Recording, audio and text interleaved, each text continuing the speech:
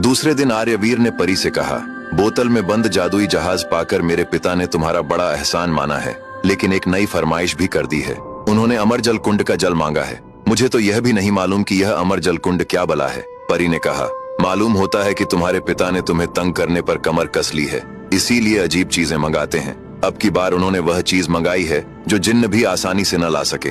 खैर, तुम चिंता न करो, मैं तुम्हें बताऊंगी कि अमर जल कुंड तक कैसे पहुंचना है और वह पानी कैसे लाना है। तुम कल सुबह पश्चिम की ओर जाना। 2 दिन चलने के बाद एक चंदन का दरवाजा मिलेगा, जिसके अंदर वह सरोवर है जिसका पानी लाने को तुमसे कहा गया है।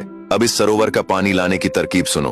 अपने साथ 2 घोड़े लो, एक पर बैठो और दूसरे पर एक भेड़ के 4 टुकड़े ला दो और उस घोड़े की लगाम पकड़े रहो, और मैं तुम्हें 2 जादुई गेंदें दूंगी। यहाँ से निकलते ही तुम एक गेंद अपने पास रखना और एक जमीन पर डाल देना। वह लुढ़कती चली जाएगी और तुम्हें सरोवर के द्वार तक पहुंचा देगी।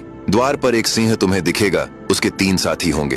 फिर चारों मिलकर भयंकर गर्जन करेंगे, लेकिन तुम उनसे बिल्कुल न डरना। चारों के आगे कटी हुई भेड़ का एक एक टुकड़ा डाल देना। इस बात का ध्यान रखना कि कहीं फाटक के बाहर ही घोड़े से न उतर पड़ो। घोड़े पर बैठा रहना। जब शेर मांस खाने लगे तो तुम घोड़े को एड़ लगाकर आगे बढ़ना।